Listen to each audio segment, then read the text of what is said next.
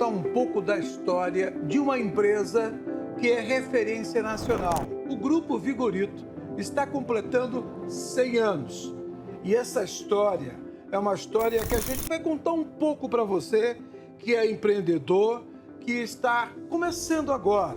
Eu estou sendo recebido aqui na sede da Vigorito, em Guarulhos, pela doutora Neuza. Ela que é uma das mulheres, filha, podemos chamar do fundador? Neta do fundador. Começou em 1925. 1925 e por um acaso, né? E por uma paixão, eu diria até, sabe? Por uma paixão pelo mecânico, pelas coisas modernas que estavam vindo, que eram os carros, avião, isso e aquilo, por toda essa tecnologia que estava se desenvolvendo mais, principalmente aqui no Brasil, né? Os comissários da General Motors indo para o interior em busca de pontos de venda, distribuição, essas coisas, passando por Capivari, que é a terra onde nasceu meu pai. Meu avô morava lá, imigrante italiano, mas residia em Capivari. E eles tiveram um problema por causa da chuva, sabe? Até nesse momento houve ajuda divina, porque teve uma super chuva, estradas de barro, de terra, muito barro e tal. E eles ficaram com problema e não sabiam como resolver. Alguém disse, olha, o seu Felício, que mora lá perto da ponte, o seu Felício conserta tudo. Torneiro mecânico. Nada, imagina, vovô, ele trabalhava numa caldeiraria. Eles faziam caldeiras, caldeiras para as usinas, que aquela região que tinha sido uma região cafeira já estava se tornando uma região de açúcar. Tinha usinas na região, tudo isso. O meu pai, né, filho mais velho, ainda com 17 anos, muito curioso, ele sempre estudou por correspondência mecânica, etc. Conhecia os franceses, que tinham uma usina, a usina de Rafar, Sucre Brasiliense, da época do Império. Ela foi fundada por ela e mais 3, Piracicaba e Porto Feliz, para exportação do açúcar. Bom, o papai frequentava, ele sempre foi muito curioso. Aeroclube teve em Capivari por conta dele, que era mecânico e gostava dessa questão mecânica, né? Aí, meu pai falou pro meu avô, abre o capô, espera secar, e levou os comissários para a casa dele, para tomar um café, alguma coisa. Deixaram o veículo, eles hospedaram o pessoal e eles foram embora, mas voltaram porque gostaram do meu avô. Nunca podia imaginar no Brasil alguém sem o aparato, né? Sem nada. Sem nada, né? Não tinha nada, né? Então, não tinha... Tinha os veículos dos franceses. Sim. Mas, assim, Capivari mesmo não tinha. Então, era charrete, né? Tinha trem, charrete, ônibus, estradas. Infelizmente, não tinha asfalto, não tinha nada. Então, mas era uma região de fazendas de açúcar, né? De fornecedores de cana. Eles tinham as fazendas para cortar, plantavam, cortavam e levavam para a usina. A usina é que produzia o açúcar. E hoje álcool, energia, etc. Mas na época não. E aí, pessoal, eles falaram, bom, esse senhor é inteligente, pelo menos, né? É inteligente, tem filhos, vários filhos, 5 filhos homens. Eles sentiram que, embora a cidade fosse um ovinho, que talvez ali cabesse um representante para ser um distribuidor dos veículos Chevrolet, que na época eram basicamente caminhões. E os carros, na verdade, eram montados aqui. Eles vinham em peças. E eram montados. E eram montados aqui. Então, Vigorito começou assim, quer dizer, sem... meu avô, quando eles voltaram para convidá-lo para ser um representante, ele falou, olha, não tenho dinheiro. Minha riqueza é meu trabalho, minha família, eu não tenho dinheiro para entrar num negócio desse, né? Não, é consignação. E foram fazendo assim, e foram começando. Meu avô realmente era muito esperto, sabe? Era muito esperto. Visionário. Visionário. E ele morava próximo da estação de ferro, né? Da linha de estação de trem. Tinha um senhorzinho que transportava as pessoas de carroça. De carroça não, de charrete. Charrete. Aí vovô, o senhor não quer experimentar? Carro. Ah, mas não tem dinheiro, não faz mal, o senhor experimenta, ver se dá certo. Sabe? E aí começou, sabe, de uma forma muito simples, muito empírica, com muita confiança.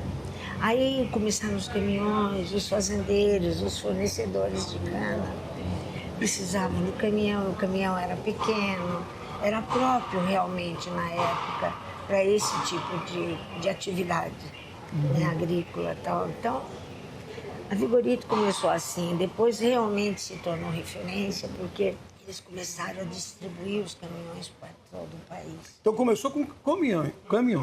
Caminhões, inicialmente. Os carros, os poucos que vinham, eram importados, né? Às vezes alguém que queria, sei lá.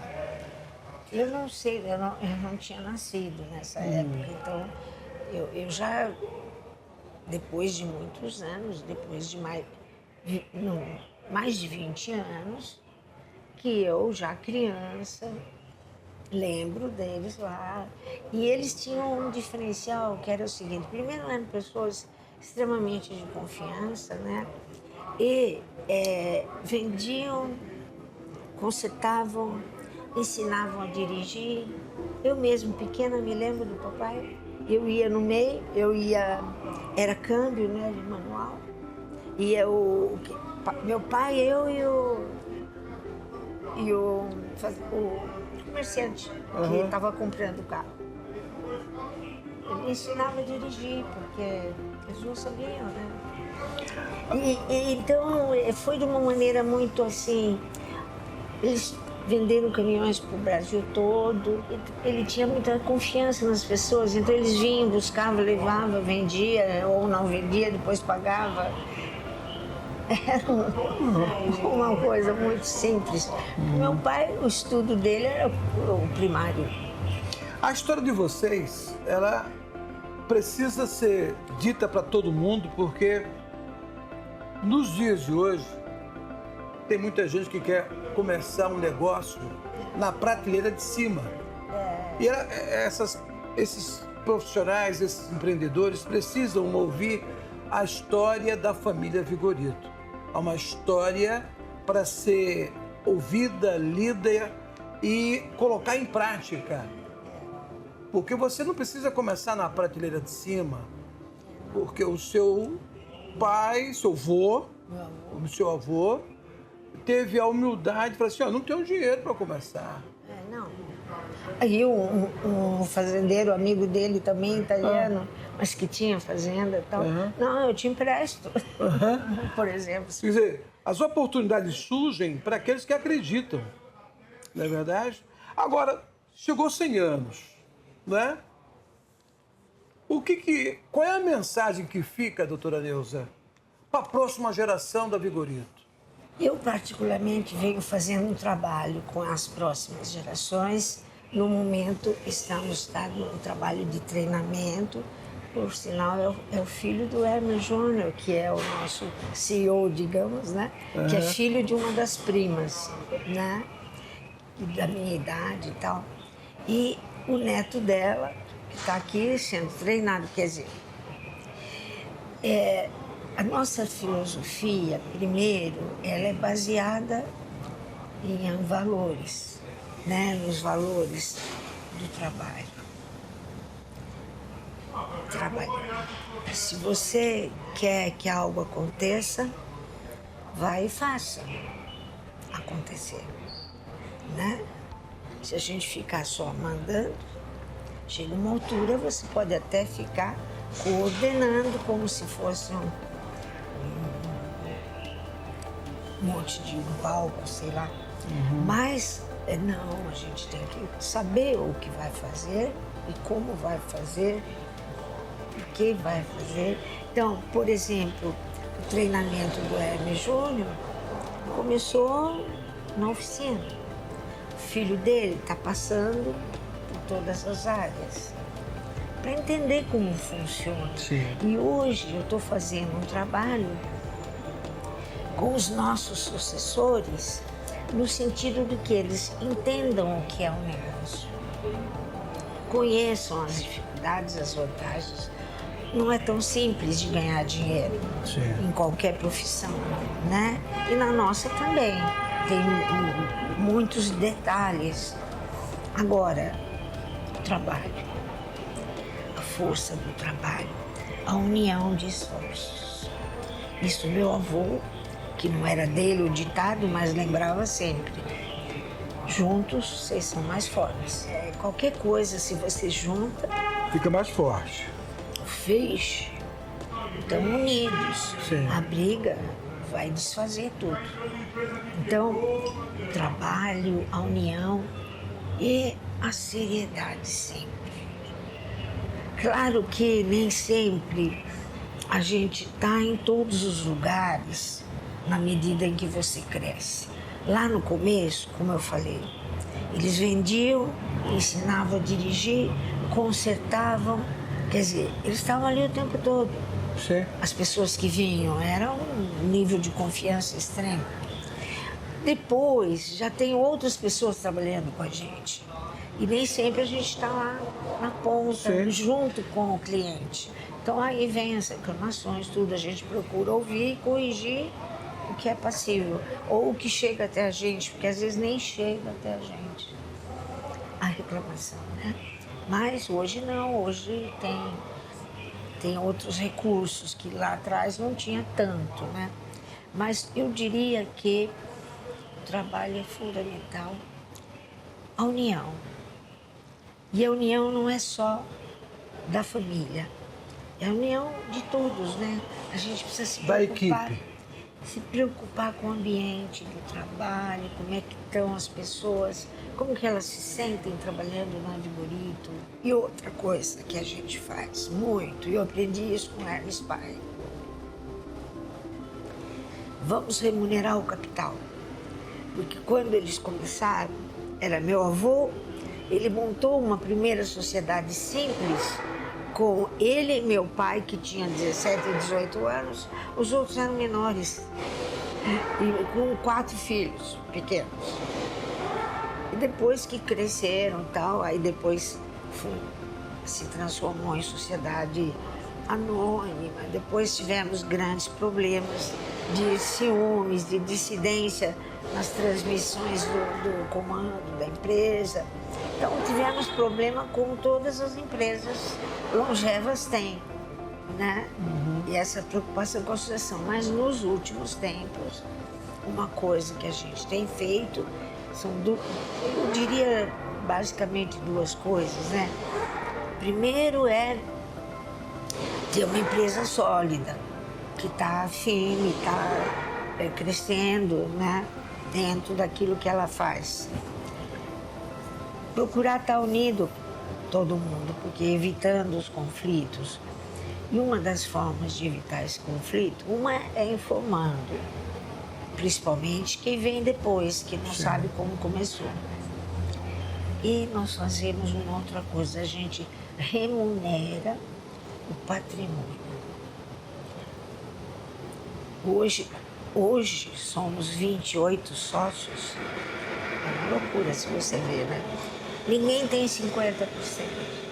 Eu, como fui filha única, tive uma fase, uns 25%, que depois achei interessante que o Hermes Júnior ficasse sócio, embora a mãe dele fosse sócia. Mas ela tinha 4 filhos, então eu vendi uma partezinha para ele pegar o gosto de sócio, né? De trabalhar por algo que era dele também, né? É muito pulverizada.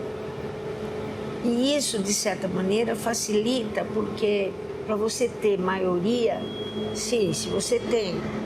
Hoje nós temos conselho de administração, nós temos, além dos estatutos, né, nós temos acordo societário. A gente tem uma série de regras da governança corporativa que a gente vem introduzindo já há pelo menos uns 10 anos, né? Isso vai facilitando a comunicação. Então, cada um recebe.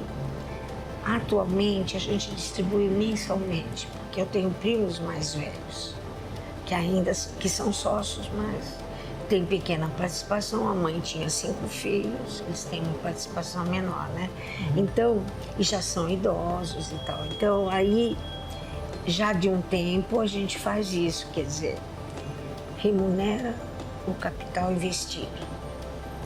Tem um X que a gente atualiza, sim, mas do ano, e a gente vai distribuindo todo mês em torno daquele valor, a gente vai distribuindo de acordo com a porcentagem de cada um, porque se a pessoa já está bem idosa, ela tem um patrimônio, mas ela não trabalha nem nada, então é uma maneira de assegurarmos a saúde, essas coisas, sabe? Darmos uma qualidade de vida para quem é sócio. Nós não sangramos a empresa. Todos sabem que o que é distribuído é porque é possível ser distribuído. Mas em torno de 25% do lucro líquido, mais ou menos, né? Porque você tem que ter as reservas, você tem que ter o dinheiro para você tocar o negócio, você tem que ter alguma reserva para eventuais crescimento, aquisições, etc, etc. Esse é o estilo da Vigorito de administrar e de continuar crescendo. Exato. Na atualidade, somos em muitos sócios distantes do fundador, né? Porque alguns já são bisnetos ou tataranetos.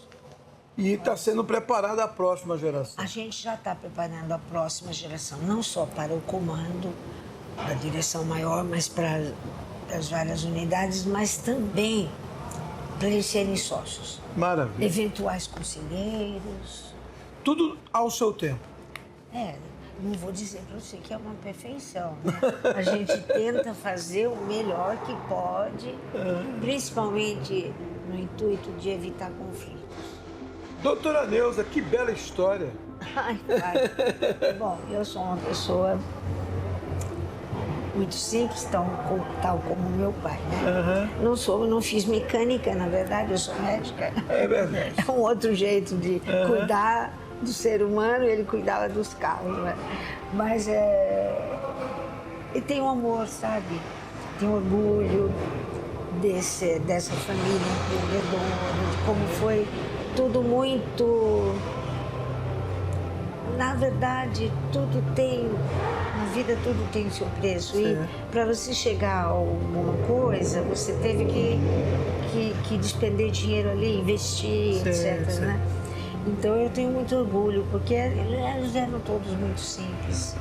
Meus avós, meus tios todos. Nossa, eu tenho muito orgulho deles todos. Olha, muito obrigado em receber a gente aqui. Que Deus abençoe e continue abençoando a Vigorito. É uma empresa que orgulha toda a cidade de Guarulhos. E eu tenho certeza que cada funcionário que trabalha nesse grupo se sente honrado. Assim eu espero, né? A gente espera. Obrigado, viu? Você é um grande amigo, Geraldo, e eu é que agradeço a sua preocupação em mostrar um pouco da Vigorito. Nos orgulha bastante. Muito obrigada. Obrigada, senhora. Você é o amigo do peito, como obrigado. Se diz, né? Obrigado.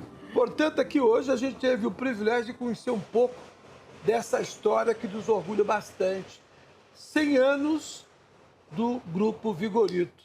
Obrigada. Daqui a pouco a gente volta. No primeiro bloco, nós conversamos com a doutora Neuza, que contou um pouco da história do início dessa grande empresa que completou 100 anos em 2025. Nós estamos conversando agora, nesse segundo bloco, com o CEO do Grupo Vigorito, Hermes Júnior.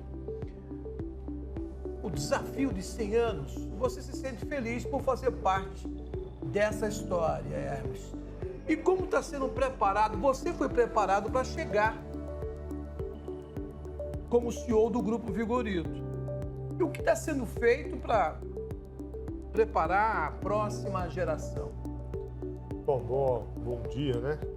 A preparação do sucessor, eu acho que é muito importante, é um passo importante. Eu sou a 4ª geração da família e estamos pensando já na 5ª geração da família.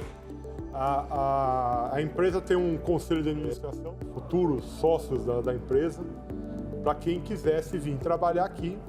Contratamos uma empresa para analisar esses currículos dessas pessoas e estamos abertos a ir pondo algumas pessoas que a gente acha que tem condição de se tornarem líderes lá na frente.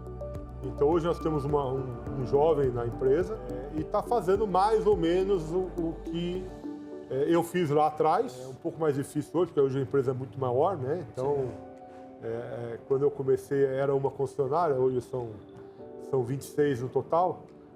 Mas a ideia é que essa pessoa passe por todos os setores, trabalhando e não só olhando. Então, nós estamos falando lá de 6 meses, 8 meses em cada setor, para que realmente saiba o que é no departamento de peças, no departamento de pós-vendas, saiba o que é administração, o que é seminovos, o que é novos, para que quando ela se torne líder, e aí existe um processo de virar supervisor, virar gerente lá na frente, ela saiba o que é a concessionária e consiga tomar as decisões corretas lá na frente. Então a gente está caminhando para isso, é um programa que está aberto, todos os anos poderão ter novos jovens querendo entrar na empresa, da família, e buscando líderes, porque a gente não sabe se esse jovem que entrou vai dar certo ou não.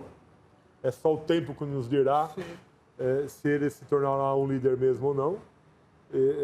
Então é uma ideia que é uma preocupação que a gente tem que ter para a sucessão. Eu falo que aqui eu tenho mais 10, 11 anos de vida no dia a dia da empresa, e depois nós temos que abrir espaço para os mais jovens, porque enfim, assim a vida é desse jeito e a empresa tem que ser desse jeito.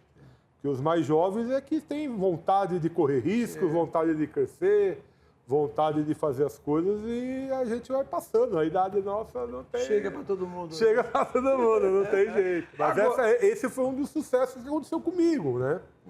Meu pai, que tomava conta, ele quis sair do negócio. Então, eu acho que essa é uma parte importante da liderança, é querer abrir espaço para que os mais novos entrem. É uma parte importante isso. Agora, eu tenho quase que certeza que as pessoas devem perguntar para você, nesses 100 anos, a nossa economia passou por altos e baixos. Eu acho que o maior desafio de um grupo sólido foi passar por esses testes, né? E essa experiência mostrou para o mercado a importância do planejamento, do fortalecimento, de dizer o seguinte: olha, juntos somos fortes e juntos vamos continuar crescendo. Esse conceito foi feito para todo mundo, desde o simples funcionário ao mais alto escalão? Sim. Bom, passamos por várias crises. Sim. A empresa, ela só existe por causa das pessoas. Sim. E não as pessoas, os clientes, os colaboradores da empresa. Sim. Não é a diretoria que vende carro, que toma conta, que faz isso, faz aquilo. São as pessoas. Então a gente tem que cuidar das pessoas. Essa é uma parte gigantesca.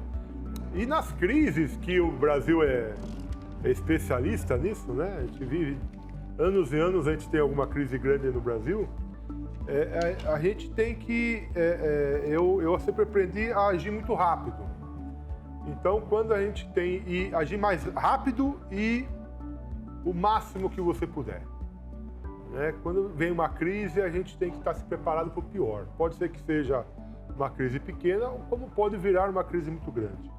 A gente passou pela pandemia aí há pouco tempo atrás, que para as empresas ficou fechado aí 2, 3, 4, 6 meses. Foi uma crise gigantesca, né? Pensa... Então a gente tem que agir rápido e explicar isso aos colaboradores de uma maneira que eles venham junto nisso, né? Porque o sacrifício foi de todos, na verdade, não foi só da empresa, foi de todos, né? Os funcionários também sofreram, fica a história de, pô, vou ficar, não vou ficar, vão me mandar embora, não vão me mandar embora. Então a gente tem que passar isso muito claro para os funcionários, o que está acontecendo. E quando você faz rápido as mudanças, as dispensas que você tem que fazer, você dá tranquilidade para quem fica. E isso é importante. Sim. Isso é importante para os funcionários. Era só General Motors. E aí o grupo diversificou. Valeu a pena? Eu acho assim, a GM é uma gigantesca montadora, continua muito forte no Brasil, mas a vida da gente nesses 100 anos de montadora de carro, de concessionária de carro, mostrou que as montadoras também têm fases. Então, fases melhores e fases piores. Então, quando a gente fica numa montadora só, a gente não tem como, quando essa montadora está numa má fase, o grupo todo fica numa má fase. Então, quando você diversificou, você ameniza isso, porque sempre tem uma marca boa no momento bom e uma marca no momento ruim. Então, você dá uma equilibrada nisso para o grupo todo. E hoje temos até um pet, né? Montamos lá um pet lá em São Bernardo. É uma maneira de tentar novos negócios. A família é muito grande, está crescendo. Então a gente está tentando aí fazer alguns experimentos em outras áreas para ver se a gente diversifica mesmo. E é sempre válido. 2025, 100 anos. E aí o grupo decidiu presentear o seu cliente com uma promoção o ano inteiro. Como é que surgiu essa ideia? Ô, Geraldinho, o que fazer para o nosso cliente? Né? A gente é uma empresa que estamos aqui na Grande São Paulo toda, estamos lá no interior. Aí, pô, vamos fazer uma festa? Poxa, mas... Não dá para chamar todo mundo. Não dá para chamar todo mundo, não dá. Principalmente aqui em São Paulo, se você faz aqui em Guarulhos, onde praticamente tudo começou, o pessoal de São Paulo não vem, Santo André não vem? Não vem, o pessoal do ABC não vem, aí você vai fazer lá, o pessoal daqui não vai. Aí, bom, vamos dar esse dinheiro para os nossos clientes, que a empresa só está aqui por causa deles. A gente só faz isso por causa dos nossos clientes. Quando nós fizemos a campanha dos 85 anos, nós demos também carros. Lembro. Todos os meses. E aí ficou um negócio, pô, era um carro por mês e tal. E aí surgiu a ideia de fazer algo um pouco maior. Então nós fizemos 100 cheques ou 100 prêmios de R$5.000. Então toda semana tem 2 ganhadores e 6 carros durante o ano. Então a ideia foi que mais gente tenha chances de ganhar, não ficar limitado a 10 ou 12 clientes. Então nós estamos falando de 106 clientes com valores razoáveis. E também uma roleta, uma brincadeira, mas que todo cliente sai com algum prêmio. Então nós vendemos cerca de 1.000 carros por mês na roleta. A premiação do 1 milhão é para todos os clientes. Oficina, peças, para todos os clientes. E a roleta é para clientes de carro. Então hoje no grupo são cerca de 1.000 brindes por mês que nós estamos distribuindo. Então o cliente gira uma roleta, ele vai ganhar um brinde. Aqui todos os clientes ganham um. Foi muito legal, está sendo muito legal. Até quando? O ano inteiro? O ano todo. Até dezembro. Até dezembro. E quem ganha o cupom para concorrer ao cheque de 5 mil e ao carro, esse cupom vale para o ano todo. Então quem comprou o carro em janeiro vai ficar concorrendo ao carro até dezembro. Então não é um cupom, acabou o mês, vira, não. Ele concorre ao ano todo dos prêmios. A gente acha que é uma campanha legal, é algo para a gente premiar o nosso cliente, que ele tenha um souvenir, uma coisa que ele use. E essa foi a ideia, brindes que use, com a marca Vigorito. Uma mensagem para o cliente que continua comprando produtos do Grupo Vigorito. Eu acho que a grande mensagem a Vigorito é uma empresa sólida, acerta, erra, né? Temos problemas como qualquer outra empresa, mas é uma preocupação enorme com o cliente. Eu acho que essa é o recado. A gente está aqui treinando os funcionários, pensando em como poder oferecer um produto a um custo menor e que esse cliente tenha uma experiência realmente encantadora, tanto na área de serviços, como na área de peças, como na área de... Então, a gente está aqui para atender bem esse cliente. Os problemas acontecem, lógico que acontece, nem sempre a gente consegue sair da maneira que a gente gostaria, queria que fizesse, mas é uma luta constante para isso. Então, a empresa só existe porque o nosso cliente está aqui. E a gente tem essa visão, tem essa preocupação de que sem o nosso cliente não existe empresa, não existe diretor, não existe emprego, não existe ninguém. Então, essa é uma mensagem constante que a gente passa para os nossos funcionários, porque o cliente é tudo nosso. Obrigado em receber a nossa equipe, obrigado, que Deus abençoe. Obrigado a vocês aí, obrigado ao nosso público aí. Portanto, a gente contou um pouco da história desse grupo que está fazendo 100 anos em 2025.